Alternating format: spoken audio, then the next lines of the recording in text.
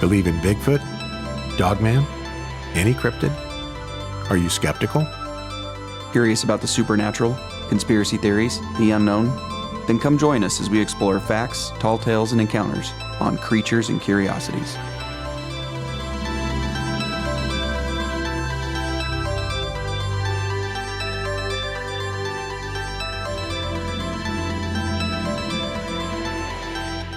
Hello, and welcome to Creatures and Curiosities. I'm David. And I'm Jake. And in this week's episode, we're going to be talking about that legendary sea monster, the Kraken. Yep, gotta love it. Yeah, he's a cool one, and this one dates back so far that he might be one of the original cryptids. Yeah, I think so. You know, very close to it, if nothing else. I didn't actually check facts on that, but I'd say since it goes back to like 1100 or something, right? You know, it predates most of our lores that we talk about. I'm sure down the road we'll come across one that we're like, oh my gosh, it's the beginning of time. Then we're going to have to correct it. Yeah, exactly. So I shouldn't have said that, but he is an old one. Let's put it that way. Yeah.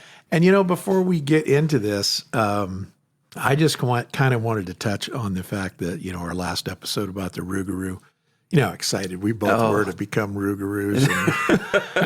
And I had recently just joined I think it's on Reels or something. Okay. It wasn't even a Reddit thing. You know, It was just something that says, do you believe in Dogman? Do you believe in werewolves? And of course I put, yes, absolutely. I do. Of course they're real.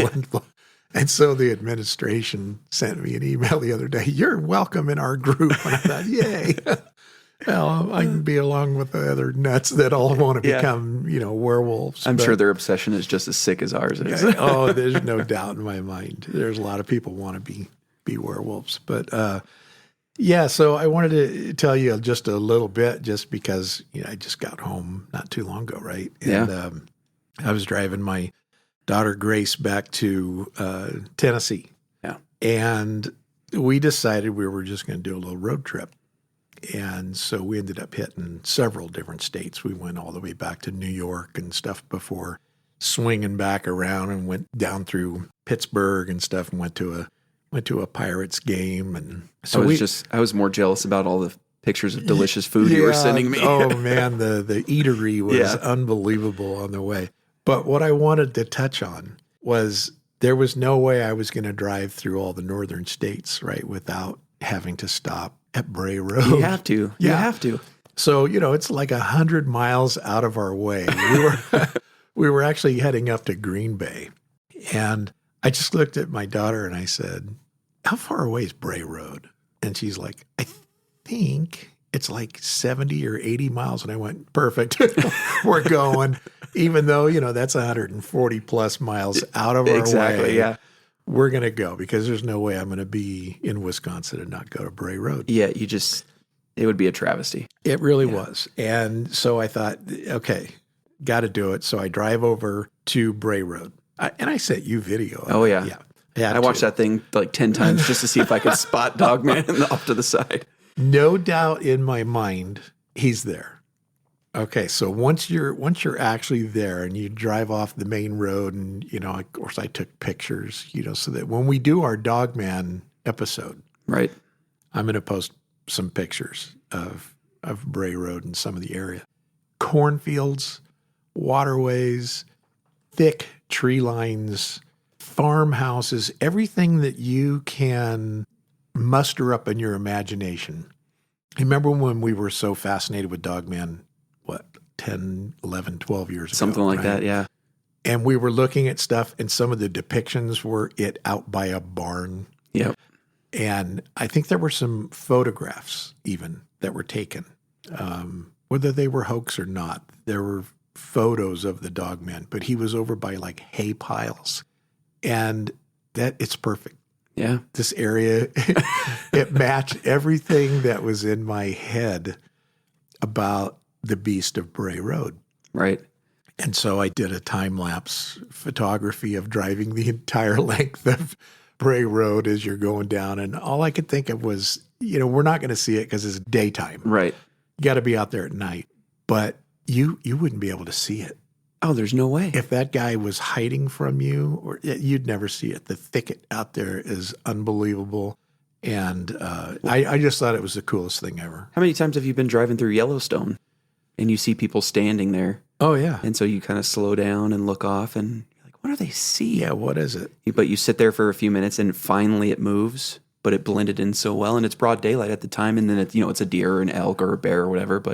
And that's in broad daylight. Yeah. And you know it's there because people are pointing at it, telling you it's there. Yeah. You can't imagine driving down when it's pitch black in thick woods or cornfields trying to see something. I can just picture that thing emerging from the corn stalks. Yeah. This 10-foot tall, horrifying wolfman looking thing. But it was so cool to just be part of it. Whether it's lore, whether it's real, doesn't matter. It was kind of fun to go down Bray Road. I've watched all the movies, Beast of Bray Road and all that stuff, and I actually got to do it. So you've got to go with me. Oh, yeah. You gotta check this out. Well, when we go, we'll go at nighttime too. Oh, yeah. We will definitely go at night. There's no doubt. We'll have our infrared and our night vision goggles and everything with us. You can go out looking for the guy. But the funny part about this trip was, we had our mindset. We had our things. I love football. My daughter loves football. And so we were hitting all the different NFL stadiums and stuff, because that's our little thing, right, that we like to do. But in the back of my head the whole time was this is a cryptid hunt more than it was anything else. Because then after leaving Green Bay and coming down Lake Michigan and swinging around, then we're going into Michigan. Right. Right. And so we were going to be staying in the Ann Arbor and Detroit area. And all I could think of was, I just looked at Grace and I said, the dog man, the dog man of Michigan. And where are the most sightings, And of course, I knew it was like Wexford County, but I wasn't familiar with Michigan. So she looks it up and she goes, oh, Dad, it's way up in the northwestern portion, at the lower peninsula. And I'm like, well, how far exactly is it? She goes, it's like a 4-hour drive. And I thought, okay, I can't do that this time, because we'd have to drive up there and then drive back. So it threw a whole another day on us. But so we missed out on that. And then we're driving and we got out of Detroit and we decided to go down into Ohio. And then from Ohio, we were going to go over to Pennsylvania. And then up through Pennsylvania, we were heading over to Buffalo, New York, right? I think it was that night or something, we're kind of nestling in for the night at the hotel. And I'm kind of going through the Reddits and the subreddits. And people are like, just saw the dog man on the Ohio-Pennsylvania border. And I'm like, woo, we're right here. Yeah. And I hope we see one too, because this guy was like, it's broad daylight and the thing ran across the road. And the more I read, the massive amount of sightings of dog man was unbelievable. It'd be hard not to just, obviously the Ohio-Pennsylvania border's massive. Not small. So I could have been, 700 miles away for all I know. But it'd be hard not to just ditch the hotel right away and go out there and try to spot it. Yeah. It was all about getting like Detroit-style pizza and chili dogs. And, you can't go wrong there. Oh, the food was phenomenal. But the whole time, all I thought about was the Rougarou and the dog man. And it was too much. But anyway, I thought I'd share that. Despite the fact it has nothing to do with Kraken, I'm still obsessed with the Rougarou. Oh, yeah. And, I was thinking when you said it would walk out of the, cornfield and it'd be horrifying. And instead of most people pleading for their lives, you and I would probably be asking, okay, how do I get this? How do I turn into what are you doing that I'm not doing? Do you need a partner? Yeah, exactly. Because I'd love to be in the cornfield with you. Yeah, you could take one side of the road, I'll take the other. Let's do this together, buddy. Exactly. It's so much fun. I'll tell you what, the world of cryptids is, and I've said it a million times, it's just so fascinating. Yeah. And so fun to think that they're out there. Horrifying. Oh, yeah, it's terrifying. But just driving through the areas, that whole Lake Michigan, Lake Erie area, I mean, and we're talking hundreds of miles here of travel, so as soon as we hit probably upper Minnesota area, it was just, this is literally the land of dogmen. Yep. And it didn't matter where we were. You're driving through Kentucky and, you've got all those just fields of trees as far as you can see. And Yeah. there's just no doubt. There's no doubt in my mind he lives out there. There's probably a whole family out there just waiting to be discovered. There's by hundreds of them, and I want to be. I still want to be one of them. But anyway, you know what? I got to stop because We'll go on for hours. This Yeah. episode's about Kraken. It'll turn into a Dogman episode. Yeah, exactly. And I am still looking forward to that Oh, yeah. Dogman episode when we get into that one. I'm just obsessed with that guy. But anyway, so let's get into the Kraken. Yeah. And I think you did a lot of research on this. I think you should take the helm on this one. And No pun intended. Yeah, exactly, Mr. Helmer. Yeah. And go for it. Yeah, Let's yeah. get into the Kraken. Yeah, so like you said, I mean, the Kraken's legendary. It's a legendary sea monster. And there's a lot that I found that I didn't put in here with certain descriptions as far as like how the name came, because the name itself was, I mean, over a paragraph's worth of where the Kraken came from. So some of this stuff I cut down, so bear with me, guys. Don't start nitpicking me. But, per its etymology, it's been compared to a cephalopod. So you got your cuttlefish, your squid, your octopus. What am I missing? I think was it the Nautilus? Nautilus, yep. And I'm sure there's some biologists out there that's like, you're missing like 20 of them. But, yeah. I don't know all. But in that, just think Those octopus, are the main squid, guys, area. Right? Yeah. And it's said to appear between the sea of Norway and Iceland. Some say that the legend of the Kraken comes from just sightings of the giant squid. And that's what scientists nowadays say, that there is no Kraken. It's just misidentification. All these people are seen as the giant squid. Well, and I could buy into that. I mean, if you think back to, I don't even remember what year it was, but I think it was in the 1950s when they made the movie based on the novel, 20 Leagues Under the Sea. Right. As far as I can remember, that was not an octopus. Right. Right. That story was about the giant squid that Exactly. went after Captain Nemo and all that. And so, dating back years, the Kraken's been compared to a giant squid. Right. And so, seeing as how it's a cephalopod, it could be either, I would imagine. Exactly. But I think in my head, my belief is that Kraken is a separate entity. It's its own thing. It's its own thing. And I liken it more to an octopus. Right. I still think it's its own thing, but I think it's closer to an octopus than it is a squid. Yeah. And that's just based on, we'll get into it, but some of the sightings. Right. And just the sheer size of it. Even though they found some huge giant squid, nothing compared to what some of these sailors back in the day saw. So Kraken comes from the old Norse term crake. And crake, like I said, I think I read for 5-10 minutes on just the word crake. Yeah. So if there's some Norwegian, Scandinavian, Icelandic guy out there who's going to nitpick me on the on the origin of the name, bear with me. But I broke it down to, based on everything I read, it's referred to an unhealthy animal or something that's twisted and curled, which would fit, the tentacles and stuff. So Kraken comes from crake with that. So okay, and so I know you were explaining to me that in a lot of that descriptive stuff regarding crake, or the term crake, that could be like a tree, exactly, like a twisted branch, Yep. etc. But in terms of the Kraken, it would make sense that the tentacles would be described as this kind of a twisted It's branches, mess. essentially. Yeah, exactly. Yeah.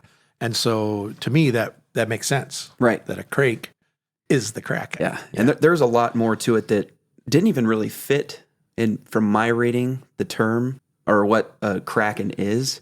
So that's why I kind of just left it out and broke it down to just that little bit, because some of it didn't even describe what I think a Kraken is at all. So, and that it makes sense that when they're doing a description that there's other, it's kind of like when we did Wampus Cat, right? Right. That there were different terms of catawampus, Exactly, meaning diagonal or off the diagonal or whatever. But, you kind of have to use whatever the description is to fit the cryptid that we're talking about. Right. And so a cephalopod is a twisted, massive, globulous gel or whatever. You know, there's like almost no substance or form, I should say. Even when you watch on the Animal Planet or Discovery Channel, when they're showing octopus or squid, they're morphing in on itself. They're squeezing in between things and wrapping up itself, and it looks weird. So, and all I can think of is I like to eat them because I love octopus and squid. So first sighting of the Kraken that I found was from 1180 by King Sepsveri. So all you linguists out there, don't hold it to me butchering his name, but he was a Norwegian king, and it's spelled Sverre. But from that first sighting, and so he's accredited with the first kind sighting, of spotting it. Exactly, him and his crew, they were out sailing, saw it, and then it kind of became a legend from there over the next, I don't know what it was, half millennia or half century, whatever it is from there. But that was only the real first sighting I saw, or first description of it, up until 1700, where it was first described in the travelogue of Francisco Negri, who was a traveler, and he was an Italian Catholic priest. He described it as being horned and having countless arms, which, I mean, there you go. That fits. That works for me. Now, the horn part, that's interesting. I wonder if it's referring to, did he see its mouth? You know how some squid have those, or not some squid have that big tooth. The big beak. Exactly. Yeah, they call it. Or to crack through shellfish and stuff. Is he seeing actual horns on its head, which would kind of lean more credibility to it's its own thing, because squid and octopus don't have that. Right. But they do have the little suction cups on them. Right. And so I would suppose that if you're out to sea in the 1700s, they probably didn't have the best glass, to spot things. And if those big tentacles came up out of the water at certain angles, I guess those could look sharp. Yeah, I didn't even think of that. Spiny or, whatnot, depending on the angle that you're seeing the cup. Right. Obviously, looking at it straight on, it looks like a saucer, right, or a dish of some sort. But from the side, they could look kind of pointed. Yeah. And so I think he described it as like a horned fish, right? Right. And so I don't know what he saw, but clearly tentacles. Yeah, countless arms. I mean, there you go. Countless arms. Yeah, it's the Kraken. So that description of the Kraken was followed by an account from 1734, a Norwegian missionary and explorer, Hans Egede, who described it in detail. And he described it, or he equated it to, mostly with its size, to the Hafgufa, which of course I had to look that up because I had no idea what that was. So this one, there was a couple different meanings or definitions, terms. So what I saw was Haf in Old Norse means sea. And then Gufa, there was a couple definitions. There was either mist, reek, or steamer. But when you look into it a little bit more, sea steamer is a whale. So back in the old day, of course, they're probably seeing this thing for the first time. So everything huge is a sea monster. Right. And so, but he wasn't saying looks wise. He was just describing the sheer size of this thing was to that of a giant whale, essentially. Yeah. And then I had read something about that there was odor or something relative to the Kraken, that on sightings of the Kraken or something, they can smell a smell. Yeah. too. I think with the Kraken, I want to say it was rotten cabbage that they described it to, which some whales let off the smell of almost described as like a perfume scent, and it kind of attracts the fish, and then they open up their mouth and just suck them all in. So, but that would, we'll get into it here in a little bit too, that the smell kind of sailors have over the years talked about smelling something. Right. And they knew when they were out fishing that kind of meant that they needed a boogie because. So if you see something huge like a whale and you smell rotten cabbage, it's time to get the heck out of Dodge. It's probably not a whale. It's probably the Kraken. And then from there, I found that so this one had two different accounts when I looked up it. Some labeled it in 1753. Some people say the account took place in 1752. Most of them said 1753 that I read, so I'm going to go with that. But Danish bishop Pontoppidan, I'm not really sure how you say his name, But he was credited with the first use of the creature's name, and he had a pretty detailed description in it. He described it as an octopus of enormous size, and he wrote down that it had a reputation for pulling down ships, but he also referred to it as a floating island. So sometimes they'd be out sailing and see a large mass, and they would think it was an island, so they'd go to sail to it, and then, lo and behold, they'd realize it wasn't, and the big tentacles would start to come up, and they'd have to start going the other way. Or get pulled down to the depths. Or get pulled down to the depths, with that, what do they call it? The suction vortex that thing would create because of the sheer size. Now, I don't know if it was from its sheer size of it going back down, or if, like the whales, if it was actually creating the suction itself and making that vortex. My guess would be its sheer size. Right. By submerging, it does create the vortex. Right. Wasn't that part of the Titanic? Yeah. As the Titanic was going down and people were trying to swim away, the vortex was sucking them down. They were drowning from it. And so an octopus of that magnitude, I mean, when it's bigger than the ship. Right. And it submerges, I would imagine that it creates that suction effect. Exactly. It pulls the ship down with Well, it. that's the thing, too, is they were saying that, some of these sailors were saying that they would be watching other ships off in the distance, and they would see the tentacles rise up and kind of start wrapping around the ship to pull from both sides to pull it down. And which it's just a frightening thought. That's general. ridiculous. But I mean, then now you're talking about, we're not talking about a 30-foot long squid or something like we've seen, just recently. In fact, there's been a lot of discoveries of these giant squid. But if you're talking about, and of course we're going back into the 1700s, but I know in the 1800s, just like the standard merchant ships, when they're out sailing and they had the big masts, that main mast was, how tall were those things? Well, it depends on the ship. They were, average size was, you're looking at about 90 feet, but some of them were up to 179, 180 feet. Yeah, so imagine a 170-foot mast. Let's just say a 90-foot Just the 90, mast. just go with the 90. And this octopus comes up from underneath it, and you can picture, just like in the movies, right? The big tentacles come up around the ship, and then they engulf the ship. So if the tentacles themselves are 90 feet, imagine how big I guess, I don't know what that little section of an octopus is called, but on a squid, it'd be like the hood. Right.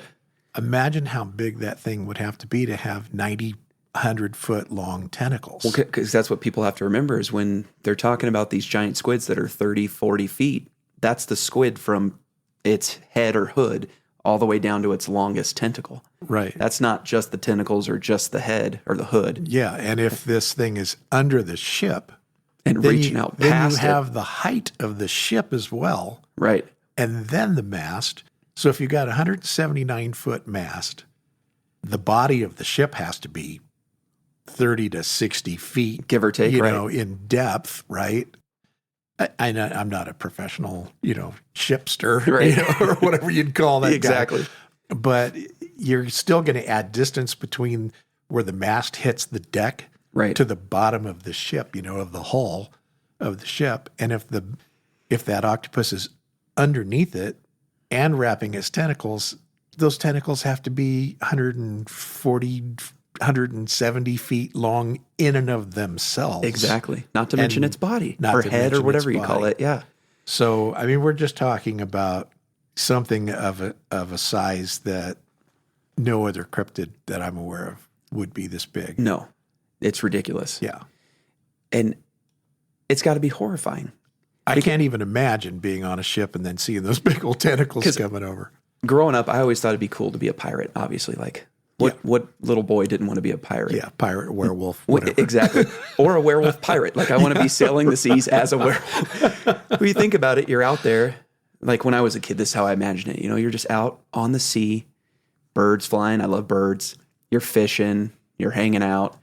The reality of it is you're getting scurvy. You're hallucinating from no sleep. There's storms that you're probably dying from. Food's rotting away and you're eating maggots. Like, it's probably horrifying, especially back then. But then, let's say it is nice. You're out there having a good old time with your buddies, singing shanties And then all of a sudden, here comes a 150-foot tentacle. Yeah. But not only just one of them. If you go back to the other guy, countless arms. But even if it's only 8, even if it's only 2, even if it's 1, that's horrifying. Yeah.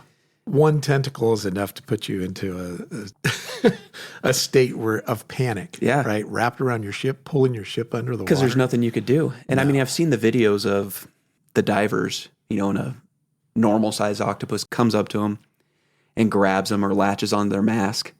And they can't even pull the octopus off their face because of how strong it is. Right. So what are you going to do as a person when it's wrapping your ship up? Couldn't do anything. You couldn't do anything. You could fire cannons. You could poke it with spears. It's probably not going to hurt it at all. And then those little suction cups on them. Oh, yeah. You always think that it just like suctions on like, we have suction cups, to hold glass in place. Exactly. And stuff. But that's not even the case. Those things they're brutal. Yeah. They cut you. And that's they tear your flesh, and they're ripping things apart while their beak comes out. And that's on Unbelievable. normal octopus and stuff. Just a tiny little guy. If the Kraken's its own thing, who knows what those things have on them? Maybe those horns are just giant hooks attached to the suction cups, like you were saying. That not only is it gripping onto the ship, but it's shredding it essentially as it pulls it down. Well, wasn't there the case of that naval ship? Do you remember we were kind of watching some video where the Navy ship itself had the camera or something underneath the boat was destroyed? Right, yeah. And they couldn't figure out what it was, but when they got into dock and whatnot, they found the teeth in it, and it had they said it had to be of enormous size. To have teeth like that. To have teeth like that. And those are the little claw-looking things that octopus and squid have. Right.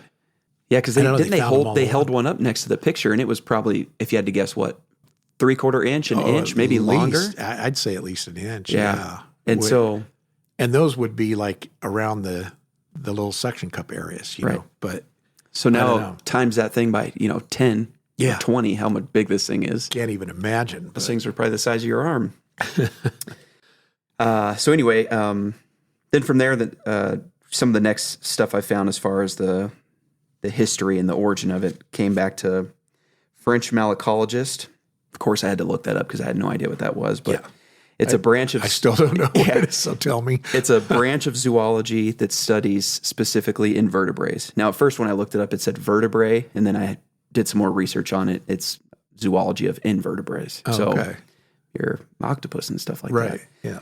But this guy, Denys, it's Denys, Montfort, he was known for essentially pioneering inquiries into the existence of giant octopuses, but he was a staunch believer in the existence of giant octopuses and the Kraken and mermaids, actually.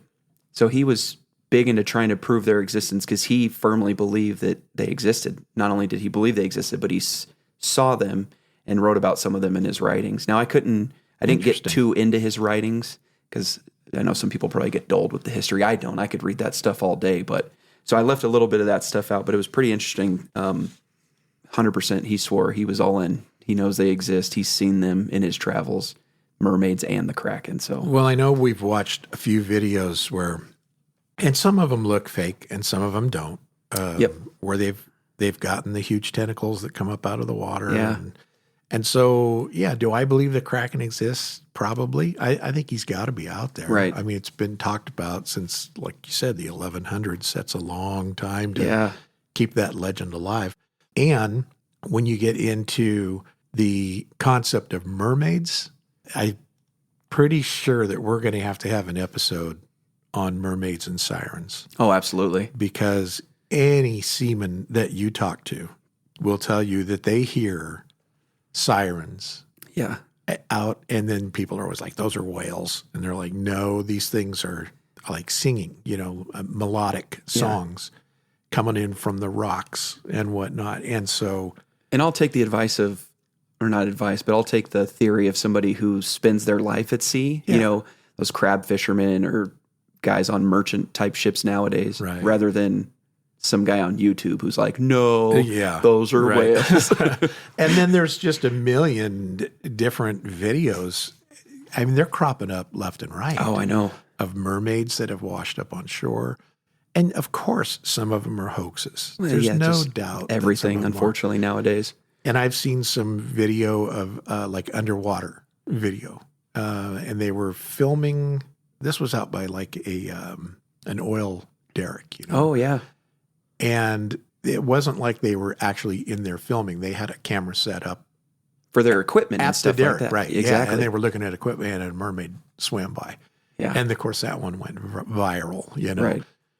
So, do they exist? Of course they do. Yeah. They have to. Exactly. So we got to do an episode on that. But I mean, I don't want to get too far away, but if this guy believed in them back then, Right.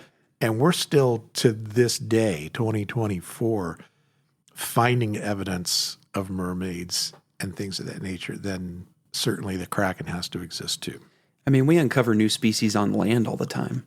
Oh, And that's on land. Constantly. And every tsunami or storm that happens, I mean, how many things get washed up that they're like, oh, this is a new species of this, it's a new species of that. So, yeah, that's a constant thing. but those are like smaller fish or creatures. We're talking about the Kraken that's Yeah. the size of a building. That's Then you think about the depths of the ocean and the Right. unexplored areas of the ocean, and people are always going to say, "No, we've seen every inch of it, and we even went to the Mariana Trench and blah blah blah." But talking about a moving thing too. right. So, if you're in a small lake or something like Lake Tahoe, trying to look for a particular species of one thing that you think exists, you'd never find it. But Right. imagine in an ocean. Exactly. So Kraken, as large as he is, could go undetected for its entire existence. Exactly. And I just think you gotta believe in things that people are witnessing and seeing. Exactly. So that was kind of it for the, I guess, the origin and startup on it. But I did have one more thing. I found a Norwegian sailor folklore that I thought was pretty interesting and kind of horrifying that I wanted to touch on. So in this folklore, it's said that when fishermen row out a few miles from the coast on hot summer days, and it's calm, and according to normal calculations in this area, because remember, we're talking over in that Norway, Iceland area, in that sea. When you row out, about normal calculations should find you at a depth of 80 to 100 fathoms. And of course, I'm not a seaman, so I had to look that up. That's about 460 to 590 foot down. Okay. So sometimes they would, their plummet, they'd be out there and it would bottom out at about 20 to 30 fathoms. So just for everybody, Yep. so a plummet is the instrument to determine Depth. Depth, Yep. Yeah. okay. So back then they didn't have a sonar and fish finders like we do now. Yeah. Which I love and are amazing. Yeah, I love them. But what they would use was essentially they'd get a long rope and they would put this weighted device on it, and it usually had a tip on the bottom of it, and they would kind of know when it hit the ground based on the tension of the rope, where their depth was, and they would measure out, their I don't know how they measured out the rope. I don't know if they had it marked off in sections. they probably or mark it. Yeah. it'd be my guess. So yeah, when it's supposed to be about that, 80 to 100 fathoms, but you're bottoming out at 20 to 30, which again, had to look that up, 115 to 164 feet. That's when you'll find a lot of shoals of cod and lings and stuff. So good fishing for those guys back then. But essentially you should be wary of that, because if you're bottoming out where it should be, what is that? 4 times the depth. Right. Yeah. Yeah. You're in 500 feet of water, but you bottom out at 100. Exactly. Yeah. So what the folklore is as a sailor, you're supposed to assume that that's the Kraken. So it essentially gives you a false bottom, which this folklore would kind of lean credibility to what the guy talked about when he wrote about it. He would call it a floating island. If this thing is so massive and you're going over it in your little device, which I looked up pictures of them. I mean, they're not big. They're probably 8 inches to a foot long, the plummet. Right. So So and it's heavy. basically the same thing as what we have, like plumb lines, right? Exactly. So if you're dropping it to get, vertical And it's not just distance, but it's level too. Exactly. Right? And so you get that perfect vertical line where you drop the little weighted plumb. Right. Right. And so they drop that in the water and have either the markings on the rope or whatnot. Yep. This is how they determine depth. Yeah. And so they would say hits that Kraken at 100 feet, and you're expecting it to go 500 feet. And that was kind of the theory too, back to when you brought up the scent. The Kraken supposedly secretes that odor, and that's why they'd have such good fishing there. So you'd get the false bottom. That's the Kraken. It's secreting that smell, so that's why it's such good fishing, because all the fish are coming in thinking that there's food in the area. If you stay there for too long, the legend goes that, your plummet will start to become loose. You won't have that tension on it, so that means that the Kraken's starting to rise. So the legend is you need to row away as quickly as possible. Right. So what they would do was they would fish for a little bit because they got to eat. And then once they start to rise, they'd row away as quickly as possible. And then after a few minutes of getting away, they would see it surface and it would look like a big land. And then they would see its tentacles come up huge. They'd watch it. It would slowly go back down after a while. It doesn't say a time limit at all. But, Sure. They could have been there 5 minutes or they could have been there an hour watching this thing. But they also had to, like we talked about earlier, they had to make sure that they were far enough away so they didn't get that suction vortex from it lowering back down. Right. Because, of course, they want to go back and fish the area. Because, they can't just run to Albertsons or Costco and get some food. This is how these guys feed their village and their family. So, yeah, and it's funny because that you're touching on this, because when I was reading about Kraken, it was talking about modern day. And so you're talking about, the plummet line and all that kind of stuff. And there's still that almost like a warning out there that, the Kraken is so large that even sonar itself would not, and we're not talking about in, a nuclear sub or something that, right. We're talking about, just a fishing boat. So if you're in your Lund day cruiser, exactly. With a fish finder that's, throwing a 30-degree angle down with your fish finder, that the Kraken is so large that it would just read it as the bottom. Yeah, so you wouldn't be the wiser. You think you're in shallow water. Yep. And so what I read was exactly what you just said. If you're in shallow water in the middle of the ocean catching a lot of fish, get the heck out of there because you're right above a Kraken is what it is. And I kind of laughed about it, because, I love to fish. You love to fish. Exactly. I have a boat. I have the depth finder and the fish finder and all that on mine.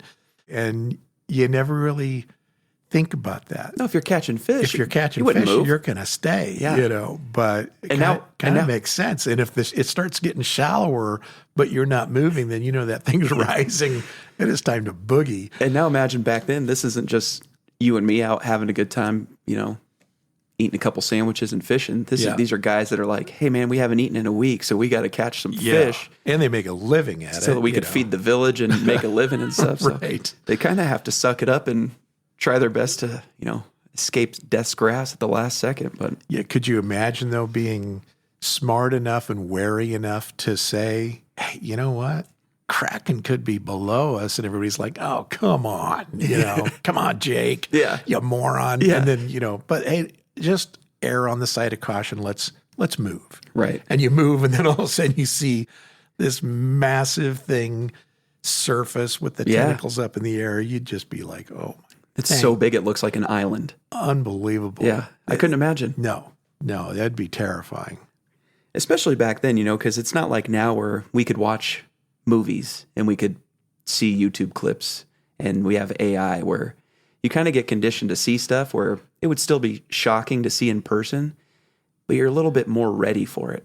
Whereas back then, that some guy from 20 years prior might have made a drawing that you saw and they're like, oh, that's got to be some kind of story. But well, and also in today's day and age, you got your four 220 horsepower outboard engines on the back of your little boat, and you can do 70 across the Crank water it and buzz away. crank it and get out of there. Those guys had they had to raise the mast and or the sail on the mast and hope that wind took them away from that area and stuff. Or you got 20 guys fighting for their life with long oars as they row back and forth. Speaking of drawings, I should mention that zoologist, he was also noted as doing the first artistic depiction of the Kraken taking down a ship. Yeah. So the big wooden, I've seen the picture, the big wooden ship with the tentacles coming up over the sides of it. Yeah. Which I get, the human's imagination is amazing, but you have to think that they're going off of stories of people seeing that and then they draw it. That's horrifying. It is. To think that is what somebody saw. And, I have to say that the other thing that can't be discounted is the sheer amount of shipwrecks. Right. There are so many sunken ships at the bottom of the ocean, and, some that have probably never been seen, many that have been seen and investigated and all that stuff. And, of course, what do they find in those ships? Right. So it's always some little cephalopod floating around in there, and they're like, oh, my Lord, look at the giant squid that's inside that shipwreck, Oh, interesting. But if you think about all of the old-time ships, the wooden ships that are just destroyed and laying on the bottom of the ocean. Right. Of course, storms, poor craftsmanship, whatever, hitting a rock out in the middle of the ocean and then drifting, 7 miles away from it and sinking, and then everybody's like, nothing's even out here. How could that have happened? I mean, there's a million explanations. Oh, yeah. But there's also the Kraken. Exactly. And that's the explanation that I'm going with. Kraken's probably taken down a lot of ships. Oh, yeah. And I don't know if does it out of territorial anger or if it's just hungry and it knows, there's soft people on board, and if I sink this ship, they're going to swim around and I'll just gobble them up. Yeah, who knows what its thought process is. But for the amount of ships that are on the bottom of the ocean, there has to be something out there that is helping them sink that. And I know we say this every episode, but I can't help but say it again. Out of the 1,000, let's say 1,000 to make numbers easy, out of 1,000 sailors who saw the Kraken, if only one of them is telling the truth on exactly what they saw, it has to be real. It has to be. It has to be real. Yeah. If the rest of them were suffering from scurvy and malaria and, they hadn't eaten in mass hallucinations. Exactly, because that was a common thing. Yeah. And that's what some people nowadays say that, they were just, back then they didn't have good health and they were hallucinating, so they didn't see what they thought they saw.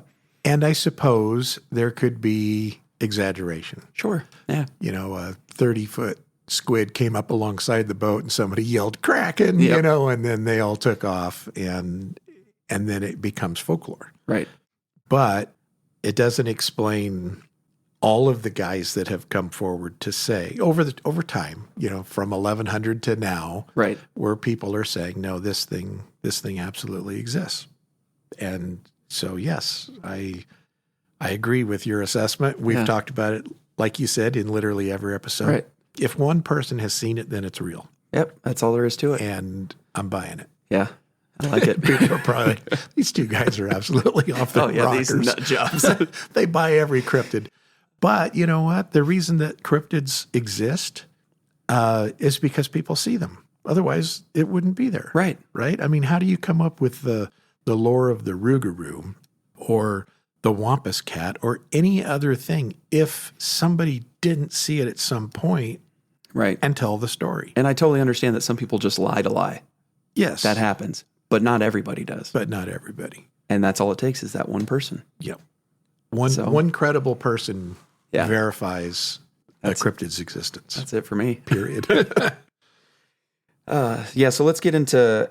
So this was the accounts as far as who has seen it. They're not very descriptive. So some of the things that I read, for instance, are some of the historical accounts date, obviously all the way back to the 1100s, but there's stories from sailors during this period described encounters with enormous sea creatures that fit the description. And like we said earlier, some of them Some of the accounts that they witnessed are sailors out, on a merchant ship or a fishing vessel. They see a ship off in the distance, and they see the tentacles rise up past the mast and essentially pull the ship down into the abyss. Now, the stuff that I read, there's not much to it but that. It's not like, here I am, John Smith, on this day and time, who just witnessed this. It's kind of just a broad thing where it's like, this guy talked about in his travel log, and these other sailors have seen it too. They've seen it take down ships. It's not as easy as what we deal with today. Right. So when you take our Jersey Devil episode, the guy that took the picture, the girl that took the video, blah, blah, blah, right?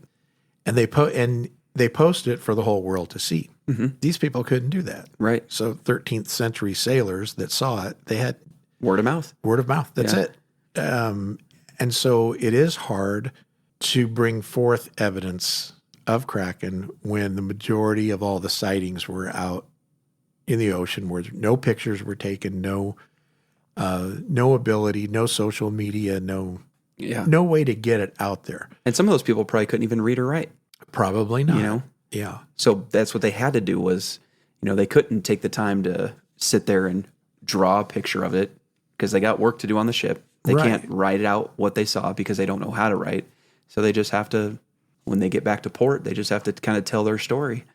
And it's still going on today. Right. Now, the difference between then and now is a lot of we have AI and we have hoaxsters and people that, and I know some of them, it's with good intention. They want to keep the legend of this cryptid alive. Yep. And so they hoax. Right. They put stuff out there that isn't real, and maybe it looks real, maybe it doesn't.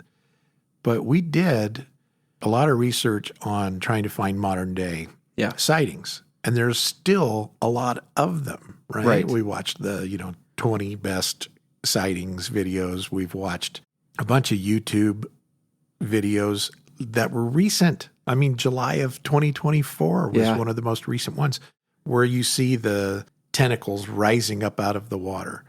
But the problem was, I've seen 2 or 3 videos where it's that exact same motion thing. And it's kind of like, okay, was this somebody created an AI and it got out there and people are just superimposing it over like a landscape of the ocean.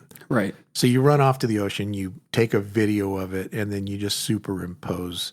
Because you noticed also in some of those videos how it's misty or cloudy above the water and the tentacles rising up, or I don't know if I want to say out of focus, because it's not really that they're out of focus. It's just they're in the mist. It's distorted, right, by the mist. Yeah. And then you watch another one, and it's almost exactly the same. It's like, okay, somebody has a nice shot of something that you can superimpose over whatever ocean you want to put it on. Exactly. And so I know there's really bad ones out there, but there's also some pretty good ones that are relatively convincing that something is way out there off the distance. So the one video that we saw where the tentacles look like, they're only about 300 yards away, but it's really misty. Right. That's fake to me. Yeah, that one, it looked. But then there's the other ones where they're filming like the horizon of the ocean, and it's way out there. And it does look like big tentacles or something coming up out of the water. Those are harder to dismiss. Yeah, are they just taking the footage and making it real small so you can't tell? Or is it? And we're in a day and age where you just ask your AI program, hey, give me some 100-foot tentacles coming up out of the ocean, and it creates it for you. So I don't know. If you go back to the 13th century, they had nothing other than their word of mouth. And then you go to today, and it's like, well, they can CGI these things so easily that there's no better evidence today than there was just by the word of mouth of the sailors. Yep. Right? We do say in a lot of our episodes, there's thousands of sightings. Well, in the case of Bigfoot, there is, right? Right. Case of Jersey Devil, there is. Historically, there were thousands of sightings during just that one period of time. Yeah, whole town seeing it kind of thing. Yeah. And Dogman sightings right up until probably if we went on Reddit, somebody's posted that they saw one last night. Oh yeah, they're popping up weekly. And there's other podcasts and videos and YouTube things and programs dedicated just to the Dogman sightings, right? And so I know that all these cryptids are being seen on such a routine basis. Yeah.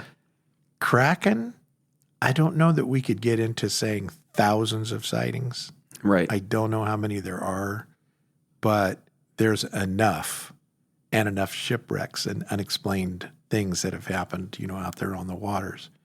Yeah, because if a lot of those shipwrecks are sus. Yeah. If those are sightings too, I mean, you got a couple hundred crew member there. You can rack it up to 1,000. Those guys are just at the depths now. They can't tell the story. Yeah. So they're down in Davy Jones' locker. Exactly. Right?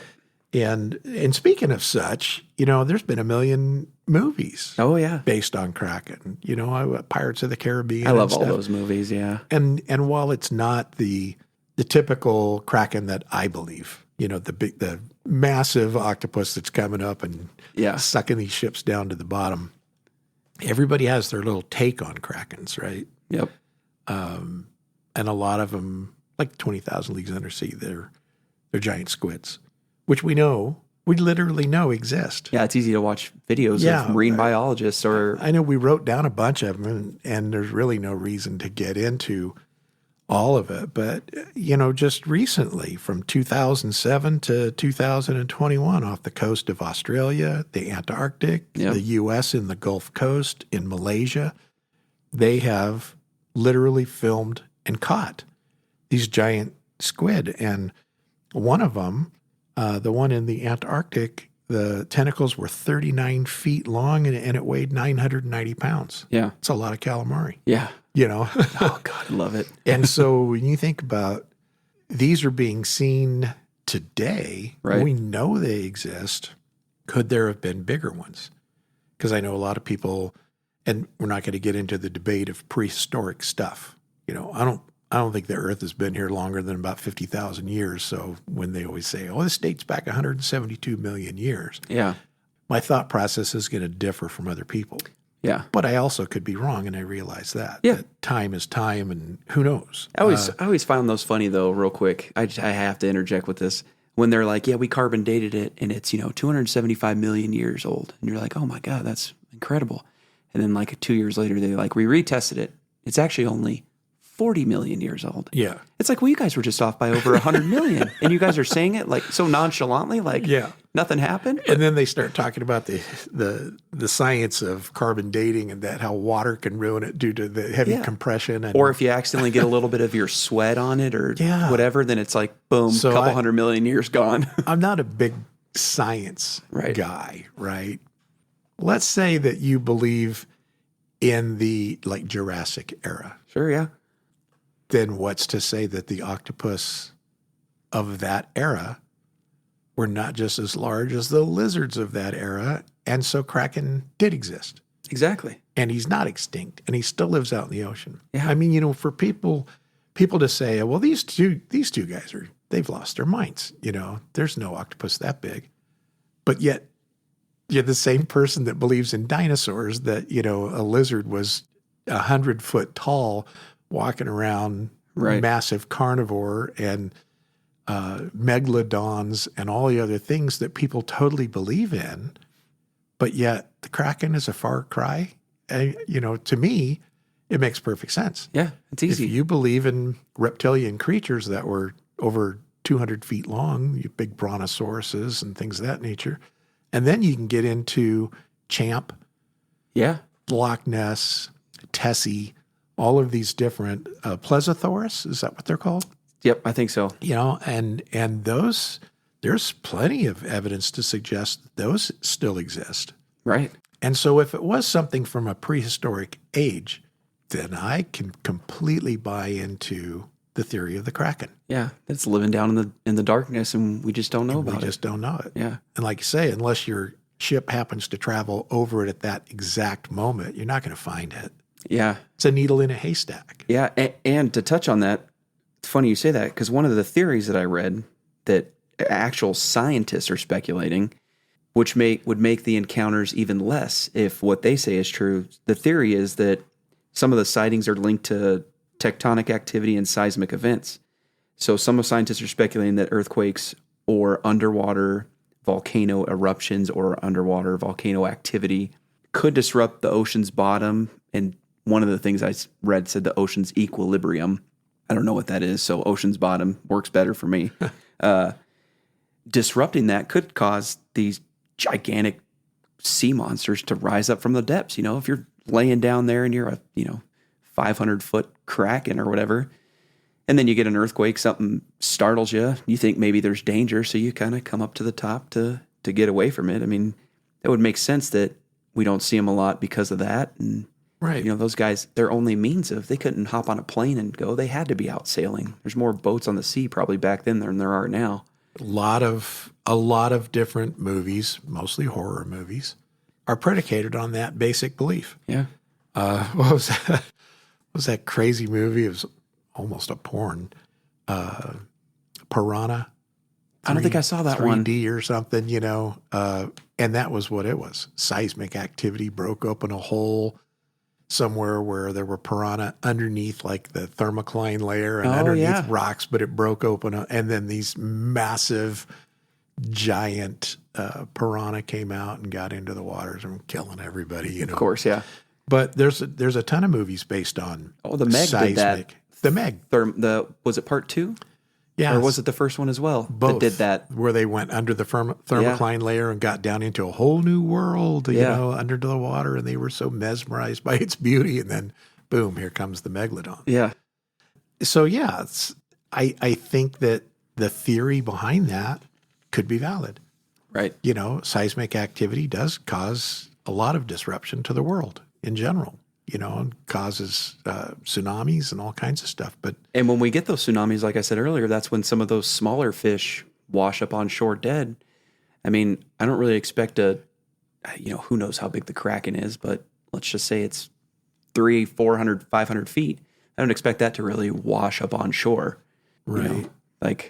And if it did, it'd be pretty awesome. It would. You know how orcas and big sperm whales and stuff, they'll wash up every now and then. Yeah. Right. The globsters. The globsters. Well. Yeah. So, we had to look up the term globster. Yeah, because I had no idea. It's like, what the heck is that? And that was basically just anything that didn't have like a bone structure to it. Unidentified sea monster. Just a glob of like a jellyfish or something, washed up on the beaches. It's pretty cool to see some of those pictures because some of those pictures of the quote unquote globsters they're huge. I mean, they're bigger than the living room. And you got someone standing next to it, and it's just massive, but it just looks like a blob. Yeah. Who's to say that's not part of a Kraken? You never know. Chipped off, Yeah. Or not chipped off, got eaten by some sharks and part of it floated over. Right. Who knows? Well, and I know like in a lot of our episodes, we do the debunking, right? Right.